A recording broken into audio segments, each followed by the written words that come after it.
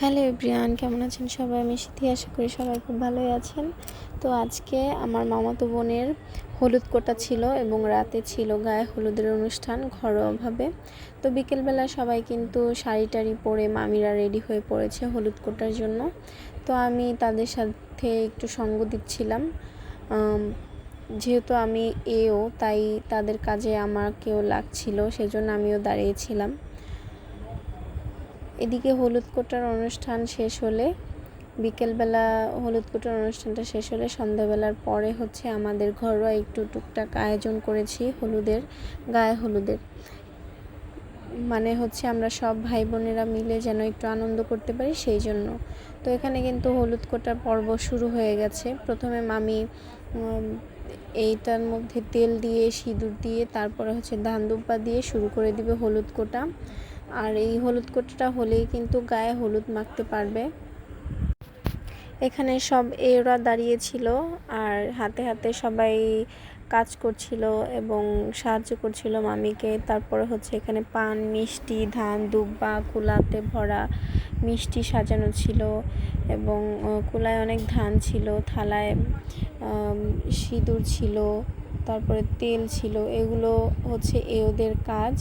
এরা সবাই মিলে এই হলুদটা কোটার পরেই কিন্তু বিয়ের কনে বা বরকে গায়ে হলুদ দিতে পারবে, সেজন্য কিন্তু এই হলুদটা কোটা। তো এখানকার যা নিয়ম কানুন ছিল সেগুলো কিন্তু সুন্দরভাবে করা হচ্ছিল এবং সব কিছুই করছিল আমাদের মেজো মামি। আর বিয়ে ছিল বড় মামার বড় মেয়ের। তো হলুদ কোটা কিন্তু অলরেডি শুরু হয়ে গেছে। সবাই মিলে এই হলুদটাকে কুটে তারপরে ছেঁকে সেই হলুদটাই কনের গায়ে মাখবে। তো সবাই মিলে কিন্তু অনেক আনন্দ করছিল, যেহেতু সবাই ছিল, সবাই মিলে খুব মজা করছিল আর ভিডিও করছিল আমাদের মন্দিরা, কথা, ওরা সবাই। তারপর এখানে কিন্তু হলুদ কোটা শেষ হতে হতে সন্ধ্যা লেগে গেছিলো। তারপর এখানকার পর্ব শেষ করে সবাই আবার হাত মুখ ধুয়ে ফ্রেশ হয়ে গায়ে হলুদের জন্য রেডি হয়ে পড়েছিল। ভালোই লাগছিল। আর সেদিন কিন্তু অনেক বেশি গরম ছিল, সেই জন্য সবার একটু কষ্টও হচ্ছিল।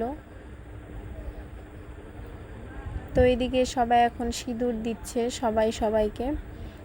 এদের এই সিঁদুরটা দিতে হয় এবং হাতে হাতে পান মিষ্টিও খেতে হয়। তারপরে কিন্তু আমরা সাজুগুজু করে রেডি হয়ে পড়েছি গায়ে হলুদের জন্য আমার মামাতো বোনের। তো প্রথমে আমি এবং আমার বোনেরা সবাই মিলে কেক, মিষ্টি এবং ফল টল নিয়ে আসছিলাম। যেহেতু আমাদের ঘরোয়া আয়োজন, তো সেভাবে ভিডিওম্যান, ক্যামেরাওয়ালা কেউই ছিল না,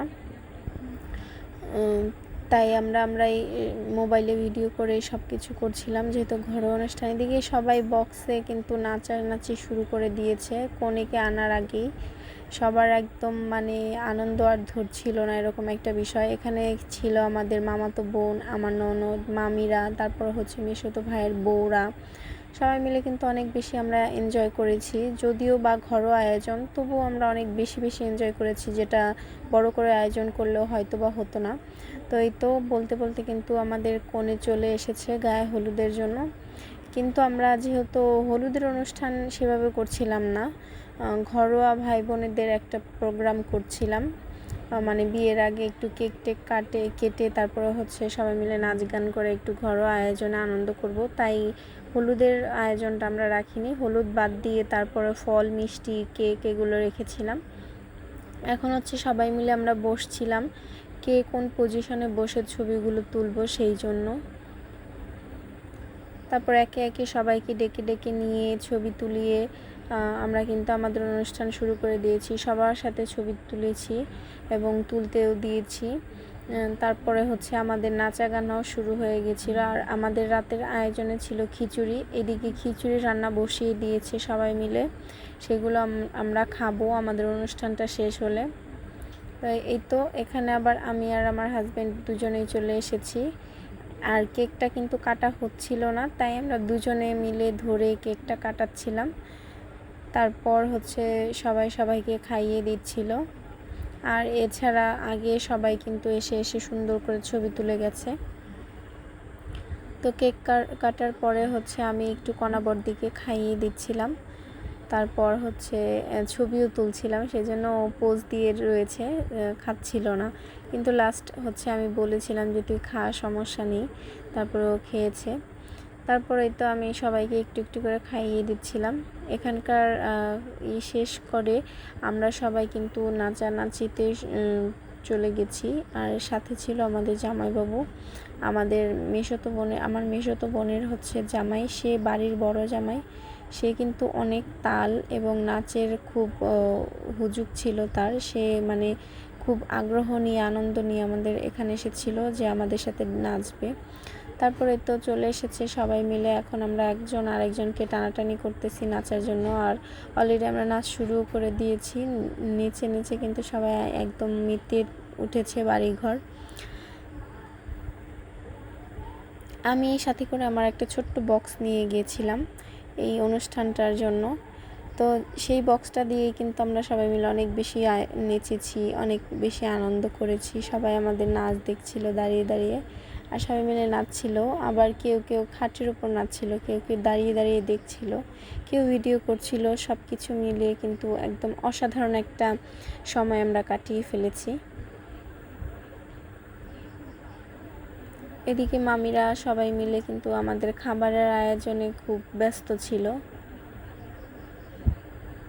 আর এখানে জামাইবাবু লজ্জা পাচ্ছিল, আবার নাচছিল, একটু লজ্জা পাচ্ছিল, একটু নাচছিল, একটু লজ্জা পাচ্ছিল, একটু নাচছিল। সে কিন্তু বেশিরভাগই হচ্ছে পেট দুলিয়ে দুলিয়ে নাচছিল। তার পেট দুলানোটা কিন্তু অনেক সুন্দর, দেখে অনেক মানে ভালোই লাগছিল আর কি। আর এদিকে আমি আমার ননদকে টেনে নিয়ে এসেছিলাম ওর ডান্স করার জন্য।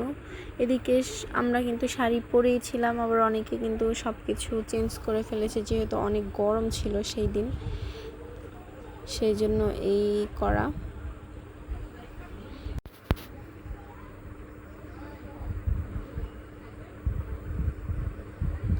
এই তো আমাদের কিন্তু নাচানাচি অনেকটাই মেতে উঠেছিলাম সবাই মিলে।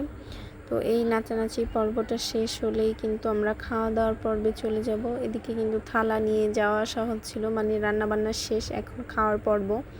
একে একে অনেকেই বসে পড়েছিল খাবার খাওয়ার জন্য। আমরা যখন সব বোনেরা একসাথে হই না, তখন আমাদের আর অন্য কোনো কিছুই লাগে না। আমরা বাইরের জগৎটা ভুলে গিয়ে একদম মানে আমাদের জগতে চলে যাই, আনন্দ করার মতন জগতে। সেখানে শুধু আনন্দ ছাড়া আর অন্য কিছুই থাকে না। এদিকে কথা আবার আমার জামাইকে টেনে এনেছে নাচ করার জন্য, সেও একটু একটু নাচবে, আবার লজ্জাও পাচ্ছিল। ওই যে বড় জামাইয়ের নাচ শুরু হয়ে গিয়েছে। তো এবার হচ্ছে সবাই মিলে নাচানাচি একদম শেষ পর্যায়ে, সবাই ভিডিও করে রাখছিল। তো এগুলো শেষ করেই কিন্তু আমরা খাওয়া দাওয়া শুরু করে দেব।